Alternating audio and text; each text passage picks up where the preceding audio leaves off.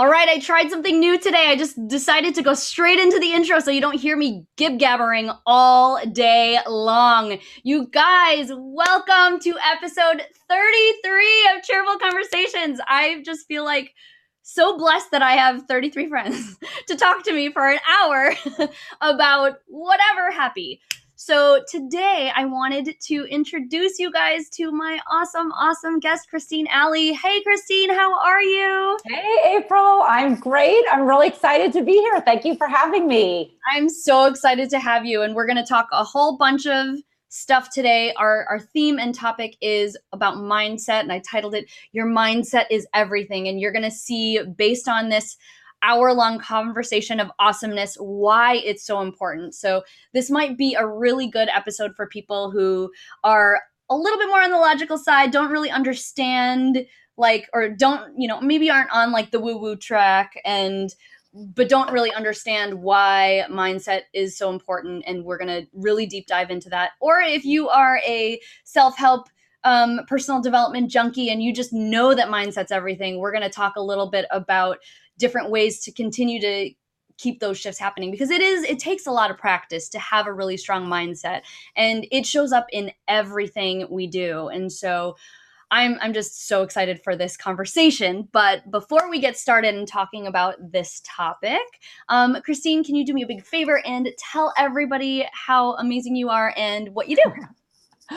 All right. Thank you. I am a leadership and personal development coach. So I work with high achievers to help them eliminate stress, develop their leadership skills, and basically just succeed faster in everything that they do in work and in life. And primarily, I do this through addressing their mindset and looking at how do they think. Yes. Awesome. And I love to share with everyone like how we met, or, how I always meet my co-hosts. And most of it is, either through some sort of connection of some community that I'm a part of, and this was very interesting because we both are IPEC coaches. Yes. But we met through our dear friend Gary, who I mention all the time. He was on the show quite a ways back, but what I think it was that like you were gonna debrief him on his ELI assessment. Yes, I did an ELI assessment for him, but I knew him before then. Gary and I were actually both in the digital advertising industry together. So he was actually my client way back in the day when he was a digital bigwig. Yeah, it's so crazy how we've all kind of transitioned into this better. I mean, maybe it's just that we go into these stressful jobs. I don't know how it was for you. I can't remember, but like we kind of burn ourselves out, and they're like, oh, there's a better way of living, and let's push more of that into the earth so that we're not working so hard to the point where it's like we're just burnt out, Absolutely. Yeah. So I just thought that was cool how we almost had like two different connections there. Yes. And this is so great. Like, it is introducing me to people like my community already. And what year did you graduate from IPEC again? I graduated in January of 2018. So about a year and a half ago. Yes. Okay. I feel like 2016 was when I graduated, but I feel like that's still not so long ago. But it just, now that I'm saying the numbers, I'm like, oh, that's starting to be 3.5 years ago. I know. I'm like, this is a job that I'm like sticking with that I haven't quit yet. Yay.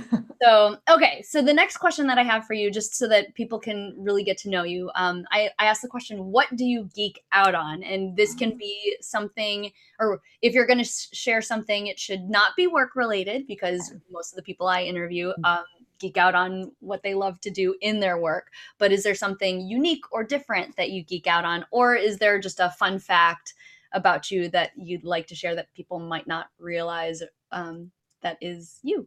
Okay. Well, everybody that knows me will definitely know this because I'm very vocal about it, but I'm actually a complete sports nut, and I specifically geek out on watching Indiana University men's basketball because I grew up in Bloomington, Indiana, and I had season tickets to IU basketball since I was 4 years old. So I never miss a game. And then my other sport that I geek out on is watching professional tennis, and specifically, I am the world's biggest Roger Federer fan.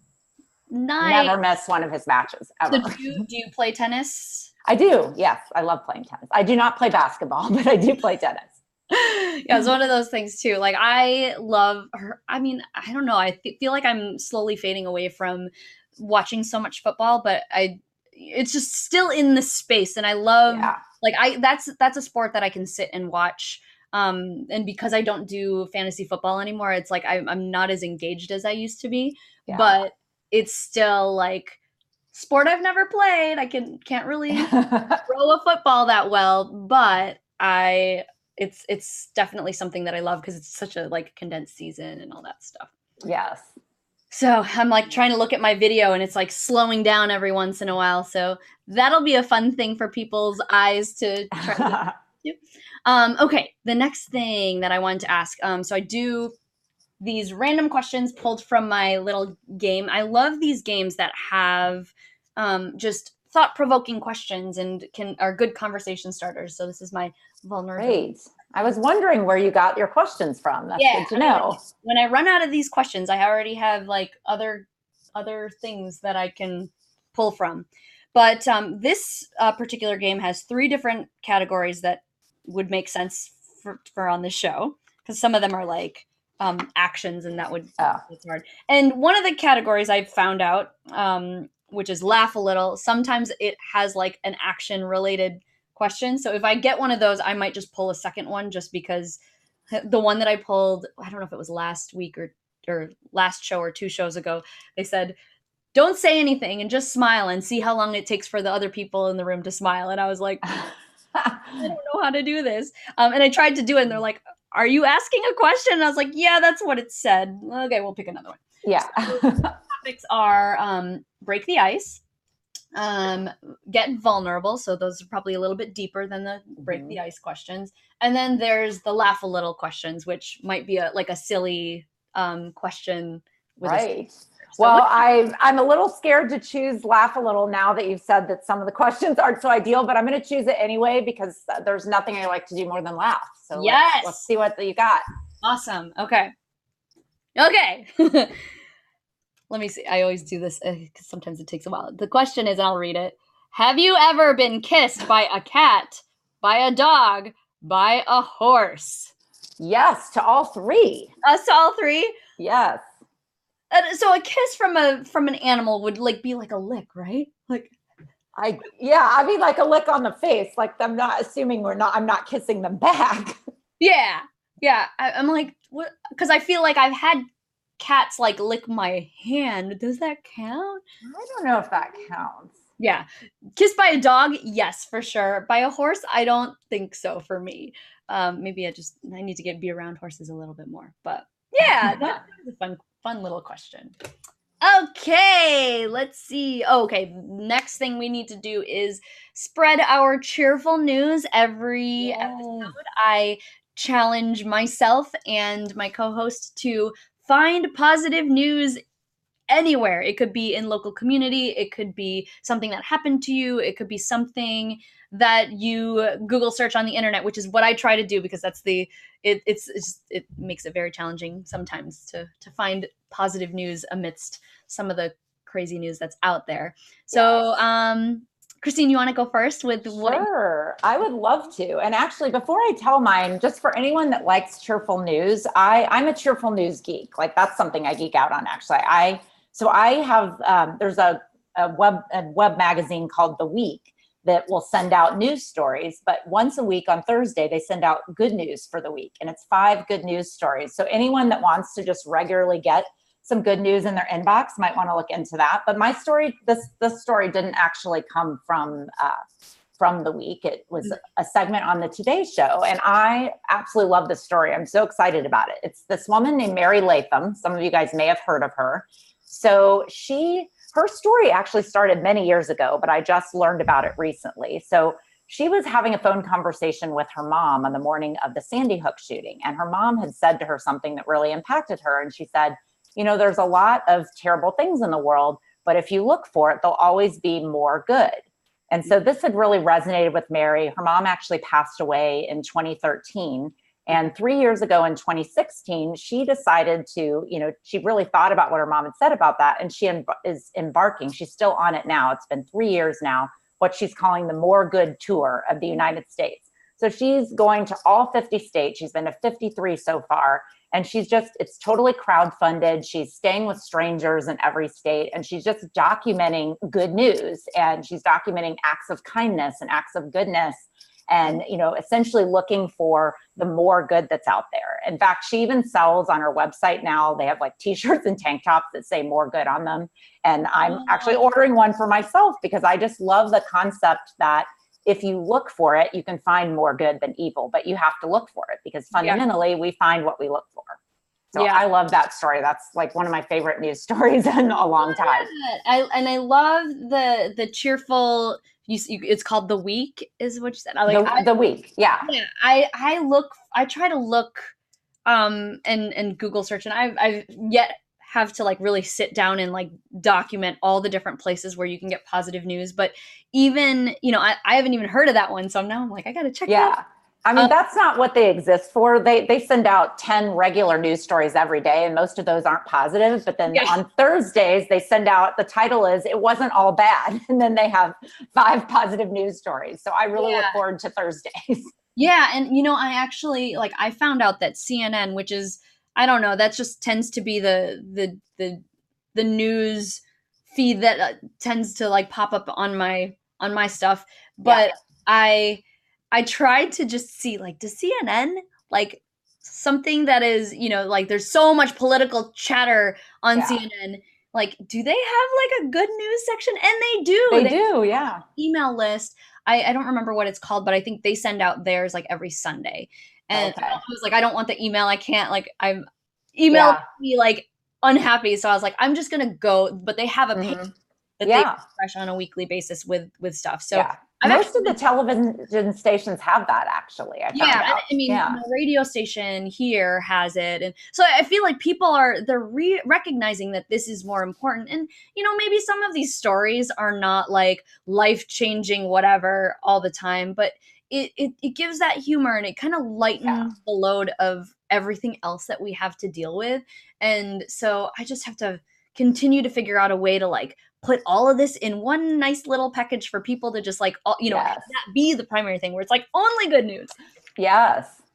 But so I actually pulled mine from that little CNN list. It's actually come up with some really good entertaining stories. So, and I actually, after I found this story, I actually told it to my husband in a random other conversation. So there was this kid, I don't even remember what city it was in. So he, how kids might have a lemonade stand and they might sell little glasses of lemonade or just their little entrepreneurial endeavors as kids. Mm-hmm. So there was this kid that was standing on on the side of a busy street, and he was holding up this sign that says ice cold beer. When you're driving by, you can see ice cold beer. And apparently he got called in, the police were called and saying there's a kid that's selling beer on the street, what's going on? You have to check it out. So as you get closer to the sign, it says ice cold IBC root in small letters, beer. So, so then the police went and they checked it out and, everything's fine. And they're they don't realize that they're, they see what they see, but it's all about this whole perception thing. And then this kid is a marketing genius because that got so much attention. Oh, yeah. That it basically was posted all over, went viral on CNN. That's kind of crazy, but that's genius, but it's so funny. And I think it was because it was a little video montage of pictures, and the policemen were saying is it okay to drink on the job? And the kid was yes. And then they looked at him what? So it was just really, really cute. And so I thought that was really cute news. And, sometimes media has to do stuff that's catchy to catch your eye in the first place, right? Mm-hmm. I probably wouldn't have even paid attention if it wasn't that first photo of him holding the sign. And I'm what is this about? And, catchy headlines that sometimes come up with negativity, but it's that creativity that can attract. And I loved it because it could have been seen as something negative, but it was like something positive hiding Yeah. on that. So it's interesting. Like, how do we play this game of like, creating news that's a little bit more positive, that isn't just attracting us because it's like a negative, conflicting headline. So I'm gonna continue to keep thinking about that. But like, hey, we have to think about more ways to attract attention that's positive and not negative. So, absolutely. yay. Agree. All right. And I love that both of our stories can really lead into the conversation that we're having today, because it is, this whole concept of having positive news. You were saying, you have to look for it, but you almost have to, really work hard to make sure that you're looking for that positive, or, you'll tend to come to this like negative default, which permeates our society and media. And so, when we talk about mindset, I think it's really important, like, before we dive into it, to kind of have a definition, to start. So, Christine, what is your definition of mindset before we really start talking about it? Yeah, that's a great question. It's actually the question I asked the attendees at the beginning of my mindset workshop, is what their definition is. But I define mindset as basically, it's your worldview. It's the way you see the world and the way you interpret everything around you, from a situation to other people's motives to, yourself. And it's based on everything that has ever happened to you in life. So since you've been born, you think of your brain as a computer. It's been programmed by society, by your family, by the experiences you've had, and it's created and shaped the way you see the world. So your mindset is really, how do you see the world? Yeah. And so what I think is really interesting about mindset, that I think we need to kind of preface before we really dive into it, is this idea of, yes, there's this programming that kind of shapes your mindset. If you were to do nothing, all the experiences that you have, the reactions you have to those experiences, the rules by which you live, and all of these things shape your mindset. Mm-hmm. But the beauty of it is that mindset can be shifted. And sometimes we don't think that, and maybe in certain cases we feel like it's very hard to shift what we've been programmed with, but it is possible. It is scientifically possible. There is, and I think that people don't necessarily realize how much, especially people who like facts and like to lean towards like facts and evidence and all of that stuff. It's sometimes hard to understand that you can look at any situation from a different perspective and have a completely different mindset about it. And one of the things that you and I were talking about yesterday as we were preparing for the show was this idea that mindset can show up in two different ways, or in two different cases or whatnot. I think there's the, looking at one instance and having multiple different views about that one scenario. Or you can have that same event, but having two separate people having two completely different mindsets about it. So not only is it, having different viewpoints with yourself, but also acknowledging that people might interpret the same exact situation that you're looking at with a totally different view. I think when I think about mindset, I think about the fact that growing up, I never had, we just never were taught any of this personal development stuff. I mean, at least I wasn't. I was never exposed to it. It was always like, here's what logic says, and what logic says sticks, right? That was kind of my worldview before going into IPEC and going through coach training and realizing that stuff could be different. And I was 35 when I went to IPEC, which is crazy to think that I just let myself kind of shape my view over, and learning from different experiences and, having highs and lows in life, but like not realizing that was something that I could change at 35. Why did I wait so long? Like, why did it take so long to find that out? So did you have a similar situation, or have you always kind of known about mindset? So it was a little different because it has been something that I've been aware of, definitely not all my life. Certainly never thought about it as a child or in college, and probably not that much in my 20s. I would say it was probably like my late 20s when I started thinking about it. But it was long before I went to IPAC because, I won't reveal my age here, but I was older than 35 when I went to IPAC. But I had always been really aware because I had a background in sales for a long, long time before I got into coaching.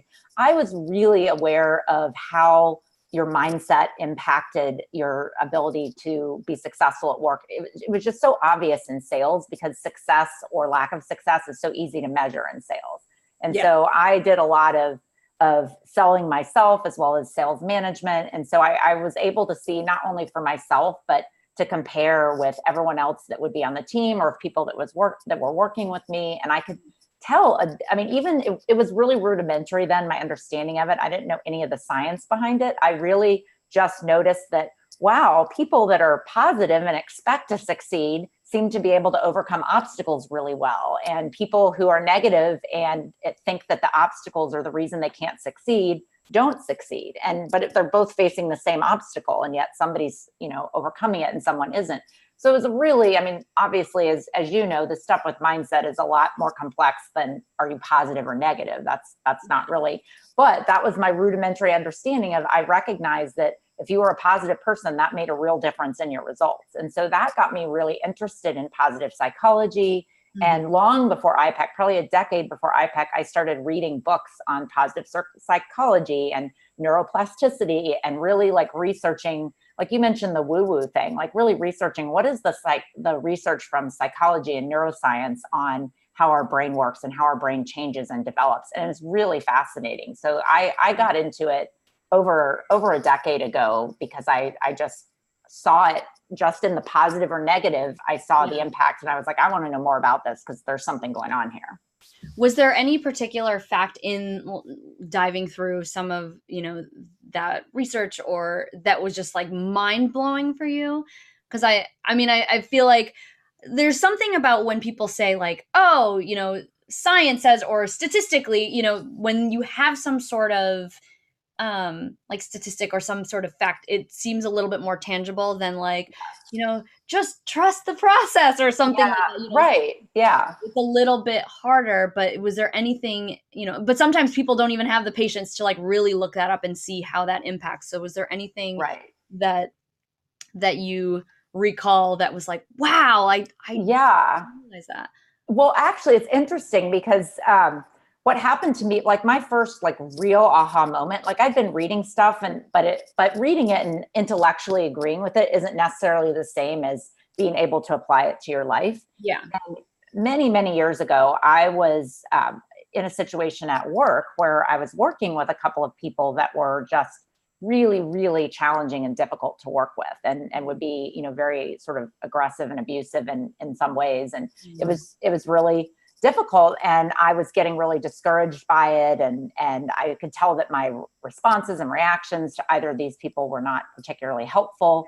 And so I just was like, I need to take the stuff that I've been learning from what I've been reading and see if I can apply it to this situation. And so I did. I started thinking about how am I perceiving these people? What is the difference in how they're perceiving these situations where we can't agree? And I started deciding how I was going to, just the way I wanted to be in the interactions. And I would center myself and make a decision before going into a meeting with them saying, okay, I'm not going to, I'm not going to get upset. I'm not going to get defensive. I'm just going to, assume positive intent on their part, even if I think I know that there isn't positive intent. And I just changed not just what I said and how I acted, but I consciously chose to change the way I thought about them, to change the way I viewed them.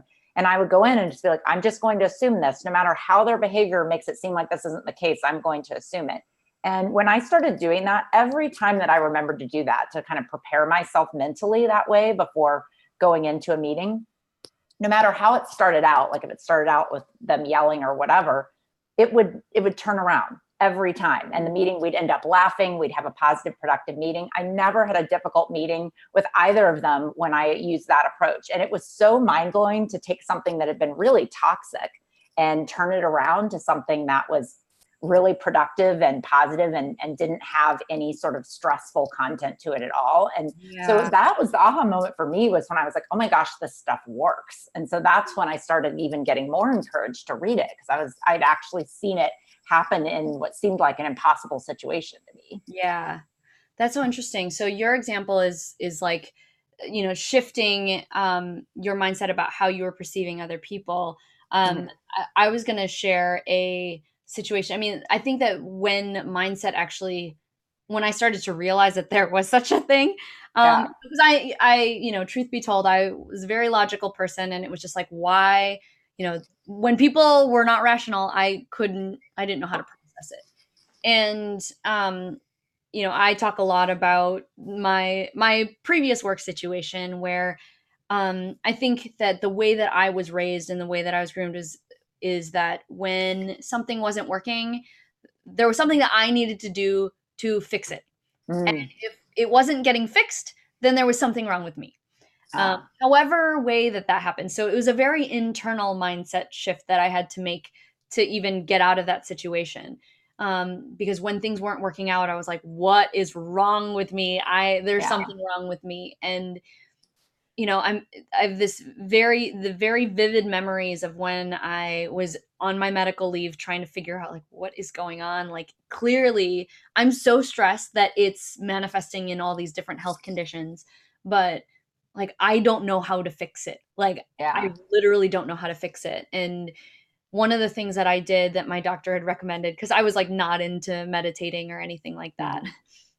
She's like, go see this meditation specialist. I know he's like a Buddhist monk. He has this meditation practice, and so I went, and he talked to me a lot about basically shifting my mindset about the situation, because prior to that, I was, talking with a therapist, and I was blaming myself for everything going wrong.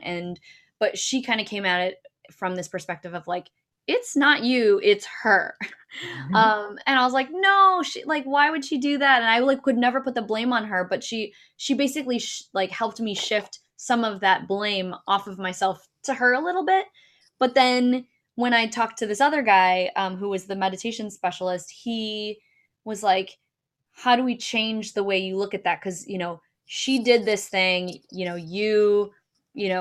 this is the situation, but how do we not look at this as a failure? How do we look at this as something that just, means that you were probably meant for something else? And I'm like, what? I was so confused. I was like, is that even possible? I mean, and it was like, teetering on that woo, like maybe you were meant for something else, it wasn't meant to be. But that conversation alone was like, okay, I'm going to start a new journey. And that's, here I am 5 years later with the cheerful mind. Like, the cheerful mind came out of that one conversation. I had no idea what it was at that point, but it was just interesting to just take that little nugget, be like, interesting. Right. And so without even doing any of the reading, and, because I was one of those people who's like, I don't have time to read. I don't have time to like absorb the energy because my brain is fried. But it was almost seeing it in practice. And so now then, going to IPEC or going to, through coach training and reading all these other self-help books now, and really realizing that this is a thing. I just kind of experienced it first and then got the data to back it up. So it's crazy how, if I would have, I could have just stayed in that space and continued to work, because I was actually applying for another job. If I would have gotten that job, I would probably still be in that same mindset that I was in 5 years ago, just trying to do things. But because my boss, even though it wasn't like the most pleasant scenario of what I experienced in those last few months of my job, like, if she hadn't done that, I wouldn't be where I'm at right now. And that's also a different like mindset perspective, right? Because I could continue to blame her and be like, she was a bee, and like whatever, she ruined my life. But I'm looking at it from a different perspective and saying, this was probably, even though it was painful, it was probably one of the most important turning points of my life. look where you are now because of that. Exactly. So this is the type of stuff that is impacted when you think about mindset. We don't really realize about the way that we look at the things in front of us really impact how we see the world and how the world gives back to us. And I don't know how much you talk about law of attraction in your work. Do you talk about that much? I mean, I'm very familiar with law of attraction, but I don't generally talk about it, because if I have a client that's something that they're familiar with and they're interested in it, then we can talk about it. But a lot of my clients aren't necessarily, like you used the word before, they aren't necessarily particularly woo-woo, and they are maybe a little more interested in sort of the psychology behind it or the neuroscience behind it than the maybe more spiritual basis behind it. So if my clients are interested in looking, I mean, it's beautiful if you want to look at it, from a particular spiritual vantage point. So you can do that. But also there are a lot of people that, that's not their bag. And if it isn't, this stuff is science. So this works whether you have a more spiritual or woo-woo way of looking at it, or whether you just want to say, no, just the facts, ma'am.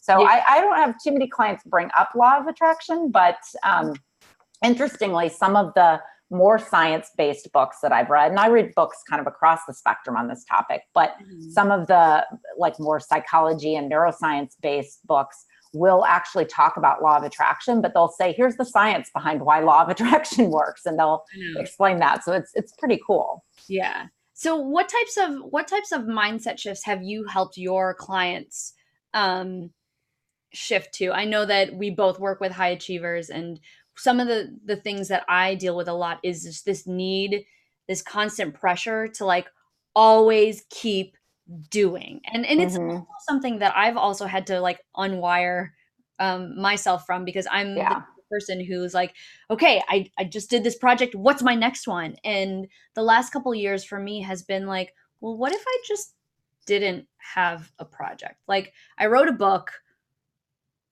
Do I have to write another one?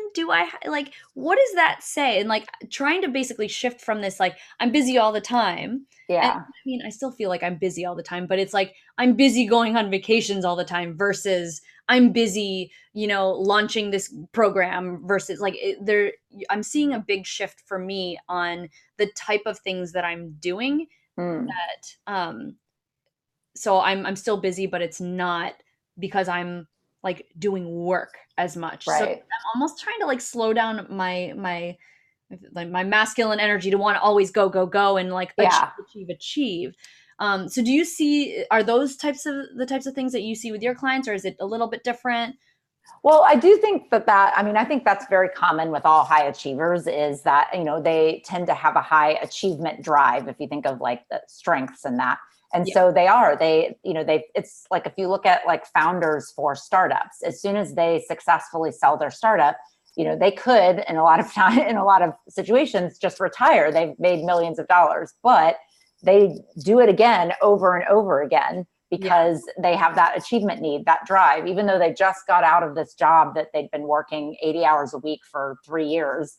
They might take 6 months off, but then they're doing the exact same thing again when they could, in fact, be taking it easy. So I do think that's a natural part of the achievement personality, to want to be doing things. But I think some people really love doing it, and they're not necessarily if they've mastered how to do that without being stressed out, that can be that's a really high performance life. And it's not a problem, assuming it's not interfering with their relationships and it's not making them feel burned out.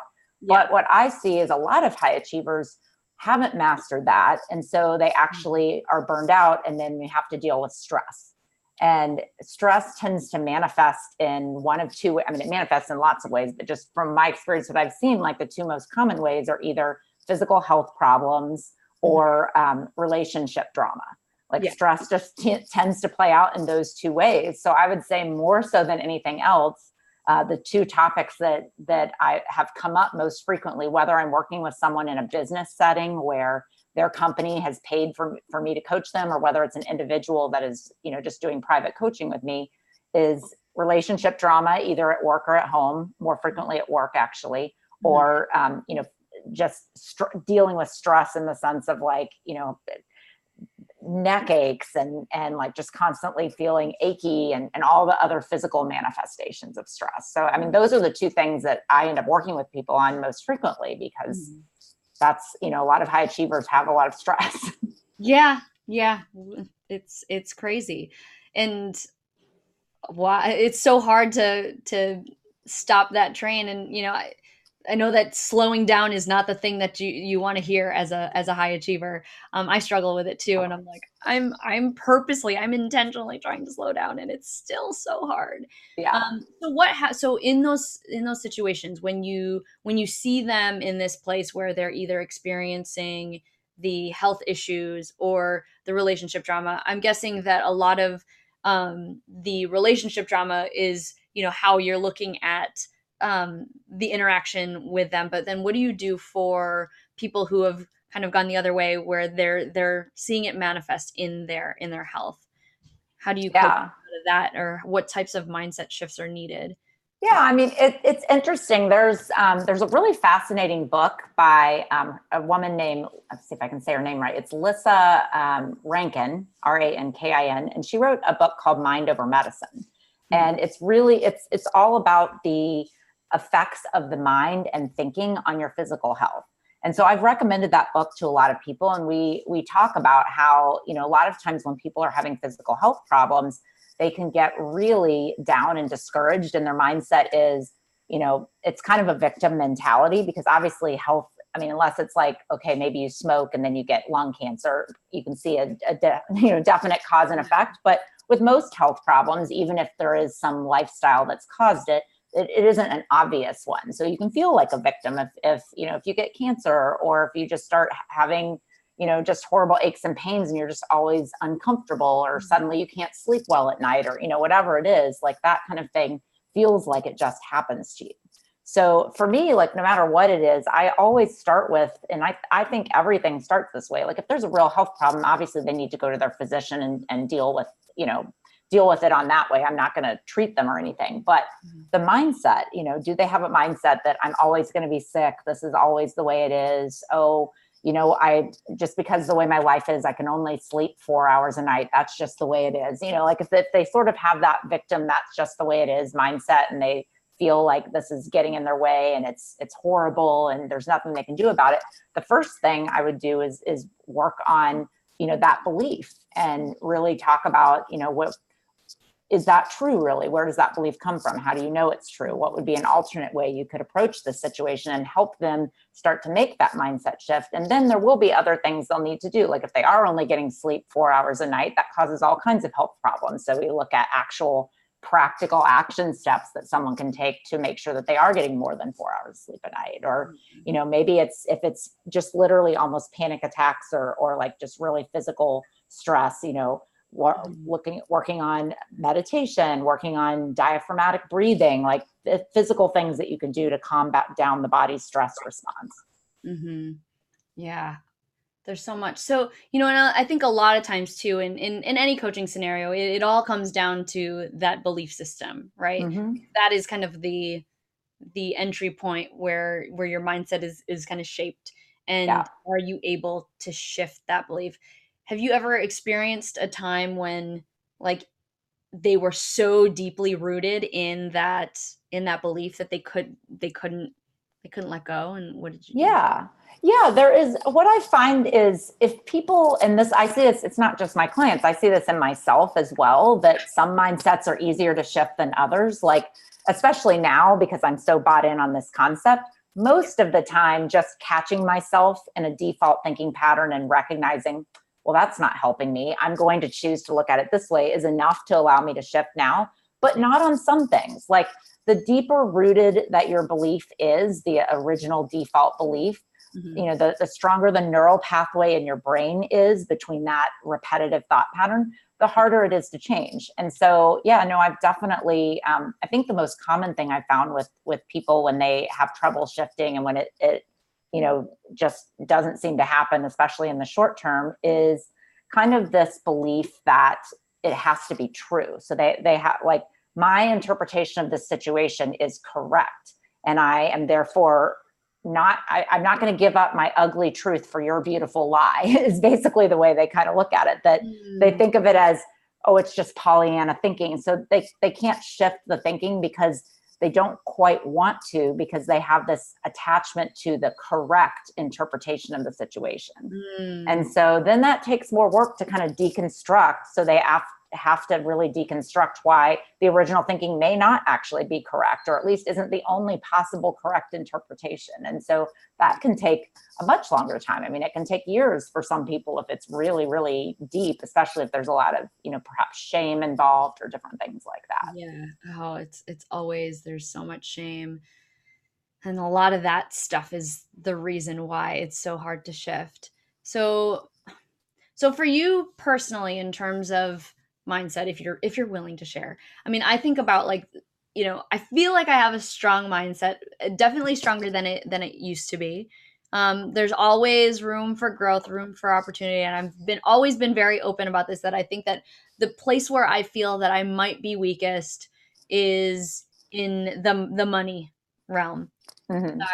That's where my mindset weakness is, because like I want to have this like very positive, just, do your passions and the money will come. And usually it does, but then it's like always in little spurts. So I haven't found that like that gold gem that's like I just hit it and now I'm like cruising. It's always like a constant struggle of like, okay, I get over this barrier, but now here's the next one. And so that's a big theme in my life. Do you feel like there's a specific area for you that where mindset is hard to shift? Wow. Yeah. I mean, I think it's interesting. It's not necessarily in just one area. It's more about how deep, and like if I've had a repetitive experience that has happened over and over and over again, it can be hard sometimes for my brain to ignore that evidence of the repetitive experience. So this used to be like in my 30s, I found that repetitively dating didn't work out the way I wanted it to. So I had to consciously change my mindset in my 40s to have a more positive outlook on dating. And my dating life changed very much for the better after that. Yeah. But for like almost a decade, I really just like had this mindset that no, there just aren't any good guys out there, and this kind of thing. And I know and talk to so many women that are single that, have that mindset. And it's like, when you have that mindset, you just keep finding what you're expecting to find, or you just, give up entirely and don't do anything. So I think the repetitive experience of like, well, I'm not meeting a great, fantastic guy, therefore they must not be out there. That was really hard to shift. But I did. Eventually I was like, well, I don't want this to be the case anymore. So I'm going to change the way I approach this. I'm going to change the way I look at it. And it made all the difference. But that took me from the time I decided to do it to when I actually shifted my mindset and gave the new mindset a go. Like that took a good couple of years to, to really put that together for myself and to be able to buy into the new mindset and not get discouraged again if went on another boring date or whatever. Yeah. So did you do things like, because I'm trying to think about like how do we practice and try to train ourselves to have this better mindset, knowing that it kind of permeates in everything we do, in the decisions we make, in the things that we attract, in the things that kind of surround us. How do we put this into practice? Because it's not just like, hey, your mindset shifts. You have to. No. Right? Yeah, no, I really believe in having practical tips. And actually, a lot of times with clients too, I'll utilize various worksheets that other people have put out on the internet that I've, seen that are really effective. Yeah. But one of the things I like to do with, if it's a mindset shift, that, first look at how do I deconstruct the initial mindset, the initial belief. So I'll look at what is the belief or thought I have in this situation that is causing the stress that's being hard to change. Like understand what that is, and then have to look at, okay, why do I believe that? Like how true is it really? And, really look for the evidence. Okay, I'm interpreting this way, but is that the only way to interpret it? And I have to just walk through and be like, okay, what would be potential other ways that I could interpret this? What else could possibly be true, could possibly be an explanation for this. And I'll go through and make a list and make sure I come up with at least 5 things that could be possible reasons, alternative interpretations, reasons this could happen other than the original belief. And because none of us ever really know why things happen the way they do, there are always multiple ways you can interpret it. There are always infinite ways you can interpret it. So coming up with 5 or even 10 alternate interpretations is not that hard if you are open to saying, I don't have to agree with these other ones yet. I just want to see what else is out there. So you allow yourself to be curious. And then once you see the sort of preponderance of other options, then, for me, I'm just like, well, I'm going to choose one because I don't know which is true. I'm going to go ahead and choose one that actually allows me to take positive action. And I do believe in self-fulfilling prophecies. I do believe that, what we act on is ultimately what we end up getting. We can create that for ourselves. So, I'll be like, well, what do I want to create for myself? What do I want to have happen here? And then that's what allows me to choose a different mindset, is to say, okay, I can see where this is plausible. I can see reasonable reasons why this could be the case. So I don't choose something that seems totally far-fetched, but okay, this could be reasonable. I'm going to go ahead and choose that belief because it's going to do more for me than the one I currently have. Yeah. Yeah. And I think it's so important too. I mean, in terms of trying to figure out how to train yourself, I mean, you almost have to be very aware of the types of things that trigger you, right? Because I mean, when you feel like your mindset's good, you're not really thinking about things that are going wrong, right? When things are going great, you're like, I have a great mindset. But when it's those things where you notice like, ooh, that really triggers me. Like there was something where, I had one of my taglines is like, I help people have more fun while getting stuff done. And I like noticed that one of my friends had used that same tagline, and I'm like, interesting. And I like found myself getting triggered, but then I'm like, why am I getting triggered? Because that's not my that's not my tagline alone. Like people can say it. From this perspective of like, hey, that's kind of a compliment. That is a catchy phrase that other people like want, and it's being reiterated, and maybe I came up with it or maybe I didn't, but hey, it's just another instance of proving the point that what I'm doing, it's like a validation of sorts. So it's like that's a totally different way of looking at it. It's really, really important to like notice, even subconsciously you might be feeling triggered about something, or somebody does something or leaves a plate in the sink they were supposed to, really thinking about like, I'm kind of annoyed right now. So it's thinking about those negative reactions that like, do I really want to like waste energy on this negative reaction? Because one of the things that I talk about a lot is the fact that these little annoyances, they all build up, and that's kind of where stress comes, right? They use the example of like somebody's poking at your side and maybe it doesn't bother you at for a while, but when they starts to, you get annoyed at some point. And being aware of these things, these little stressors, and trying to cut them off before they start to blow up, you can be so much more productive by not having that stress in your life. And we allow ourselves to be stressed. And maybe there's this mindset shift that needs to happen. We were talking about this in the beginning about just how much we work, because it's summer now, and I have given myself this like summer sabbatical mindset where like, okay, I'm not going to work as hard. You can't necessarily shut it off, but I'm going to slow down. I'm going to choose to slow down, and everything else will hopefully not crumble beneath my feet while I choose to take this break. But I think that there's also this training that needs to happen. I think did I tell you about my email mindset? Yeah, well, I'd like to hear more about that, but I understand you're eliminating email from your life. Yeah. So this has been almost over a year that email has been giving me so much anxiety and pain. And it started last year after I went to Alaska.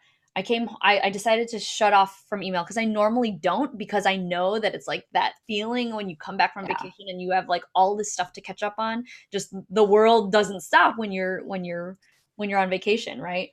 So what ended up happening is I, for the first time, shut off email. I didn't do anything because I didn't really have internet either.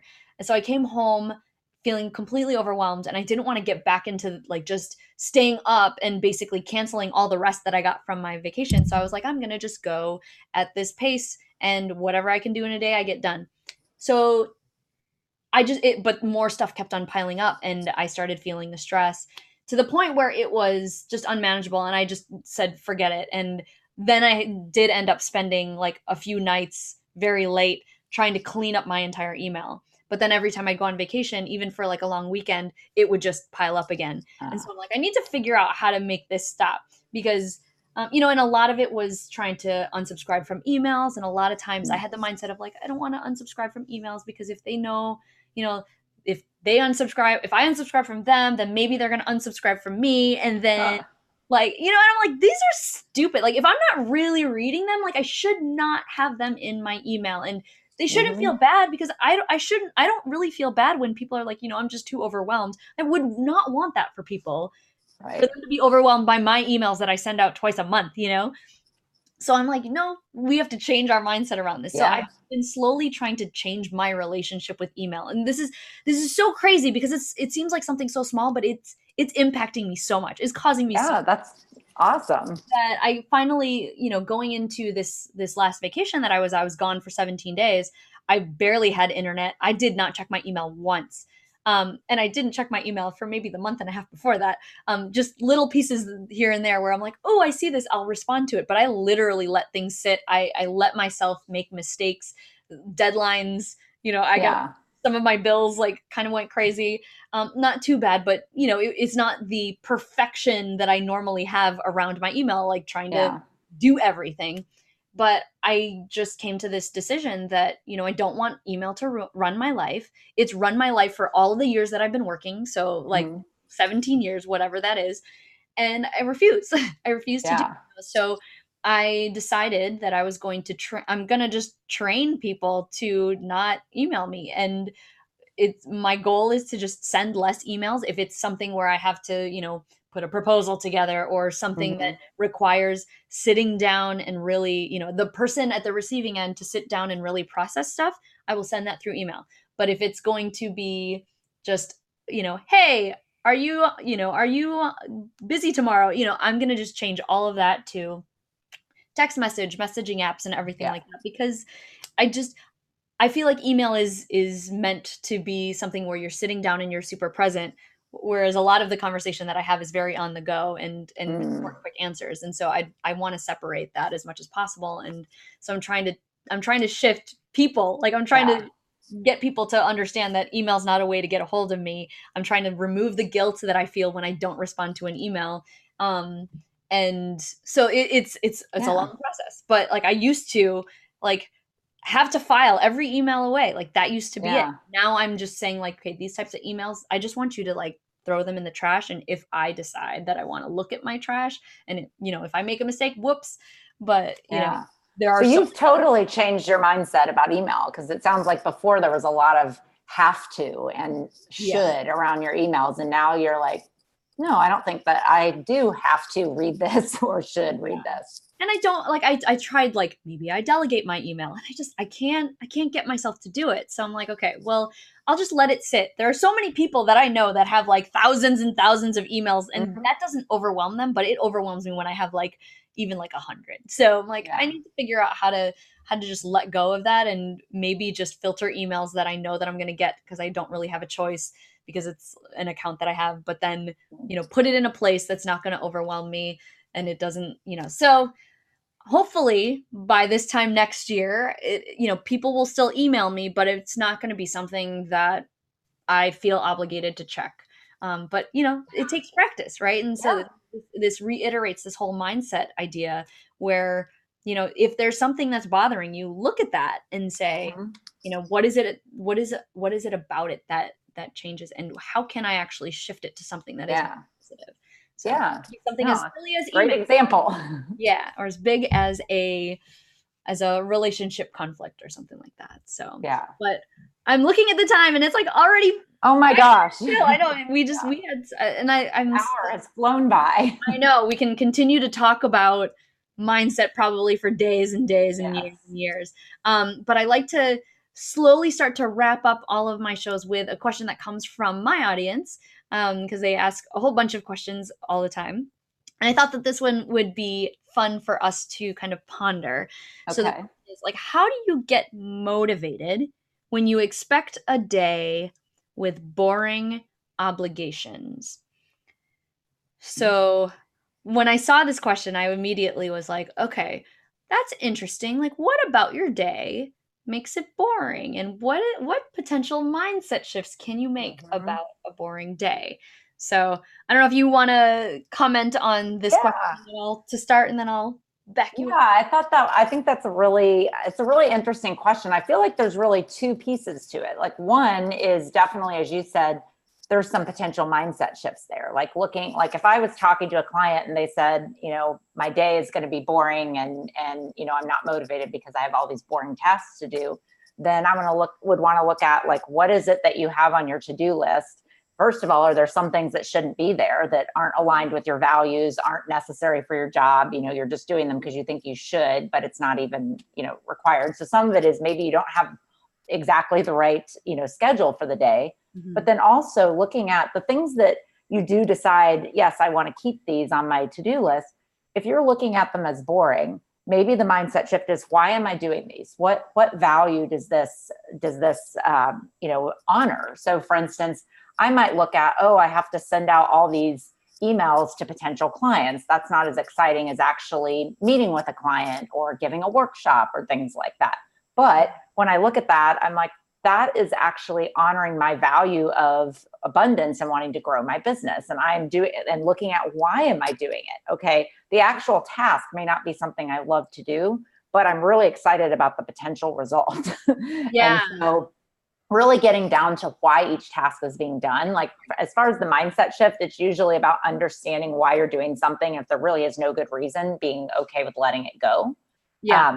But then the other piece to this, which I think is really interesting, is there's Mel Robbins talks about this a lot. She's a motivational speaker, about the importance of your morning mindset and your morning mood. And so I just did a blog post and a newsletter on this last month on 3 tips for having, getting your mindset right and your mood right in the morning, because there's research that shows it affects you, how you feel about the whole day. So I had just 3 tips, many of which a couple of which I actually got from Mel Robbins, but 3 tips for actually getting a good start from a mood and mindset perspective in the morning, no matter what your day is holding. And, the first one is, research has shown that you should not hit the snooze button, that, get up, because there's a whole science behind it that I won't get into it now, but you start a new sleep cycle when you go back to sleep, and you're more groggy when you wake up later. So if you don't hit the snooze button and you get right up, then you have a little bit of extra time that you maybe don't normally have. So then however much time you can make for it, 10 minutes, 20 minutes, but that you spend the very first part of your day doing something for you that you enjoy. So it could be meditating, could be going for a walk, could be listening to part of a podcast, could be making a luxurious breakfast for yourself, but whatever it is, it's something that you do right after you get out of bed, before you check your email, before you let any of your day invade, so that you are looking forward to getting out of bed, because you actually know that the first thing you're doing is something that you really love. Yeah. And then the other thing is to schedule for yourself every day at least 15 minutes to work on an important project that you personally care deeply about. And so you might see some tasks that you're not excited about in your day, but if you know that your first 10 to 20 minutes is for you doing something you really love, and you know that you have scheduled during your day, preferably in the first half of the day, at least 15 minutes to work on something that you care about and you're excited about, that gives you motivation to start your day, even if not every part of it is as exciting as you would want. Yeah. I'm moving my ukulele lessons to my morning now. I like that. You just do that. Perfect. Yeah. I mean, it becomes like something. I only do it for like 10 to 15 minutes, but it can be a good wake up. That's cool. Mm-hmm. Yeah. I think the only other, I love everything that you said about that. I think that the only other thing or different perspective that I can add to this question is, like, we all have tasks that we have to do that are kind of boring, right? There's not really any way around it. And again, you can think about like what is the potential upside that doing that boring task provides, right? And I always think about, for me, like if I do this now, like if I floss my teeth now, then I like my dentist appointment will not be nearly as painful in the 6 months or whatever. It's Yeah. or hey, I just won't, like, I'll have better breath, whatever, those types of little things. But also understanding that even if something might be boring or painful or frustrating, like how can you shift that to make it more fun? So I do things, I'm trying to think of like something really boring that I do. I mean, I hate doing bills, but I'll the question that I would probably ask is like, how could I at least make this a little bit more fun so that either the time passes faster or at least get it done? And for me, a lot of times when I'm working in silence, putting music on, and music Yeah. mood so much, like that might be a little bit more fun. Maybe it'll just take a little bit of your energy to pay attention to that, but it'll at least keep your energy like raised and a little more positive than, oh my god, I'm doing these bills, 1 + 1 = 5, whatever, like I hate this. Yeah. But at least you have like something soothing in the background. Or it could even be something as little as like throw on a candle that smells good, just to heighten your senses a little bit. So Yeah. No, there are all kinds of things you can do like that. I think those are great. yeah. So, or little things that you can reward yourself. Okay, I'm going to go through this for like 2 minutes or 2 hours and endure the pain, and then I'm going to eat like a whole tub of ice cream. Whatever Yeah. it is for you. Like there's different ways that you can incentivize yourself to get through some of these days that or tasks that might be daunting, boring, frustrating, Yes. tiring, whatever that is. So. Yeah. And breaking it down in chunks like that too, saying like, if it's a big task, like it's going to take you all day, saying, okay, I'm only going to work on it in 50 minute increments. And then I'll take a 10-minute break in which I will go talk to a friend or go for a 10-minute walk or eat a snack or whatever. But like having little rewards and breaking it up so that, you're not like, just like, oh, this is dragging forward for the next 5 hours. Instead, you're like, oh, it's only the next 45 minutes or whatever it is. And then I'm going to get to do something I want to do. It's a little trick we play with the brain, but it works. It's, like working on something for 45 minutes, you feel like you can do it. Whereas if it's something you're not into and it's stretching forward for hours, that's much harder to get motivated for. For sure. So I'm going to apply that to my decluttering project that I've been working on for like the last forever. So, but anyways, I think it's time to say goodbye. And this was super, super fun. Thank you so much, Christine. Yes, thank you for having me. It was fun. Loved our conversation, and hopefully everybody who watches this can take some really great nuggets and really think about that next time that you've got a little bit of a trigger or you're noticing something just doesn't feel like where you'd like it to be. How can you shift your mindset around that? Because it's even those types of little things that can make such a huge impact in your life. I mean, just looking at some of the shifts that our clients have made, the shifts that we've made, things that we've been able to accomplish just by shifting our mindset. It's unreal. So. You can change the way you think and it will fundamentally change your life. Your mindset is everything. Yes, it is. All right. Thank you so much, Christine, and everybody else. Thank you so much for watching, and we'll see you on the next episode. See you later. Bye, guys. Bye.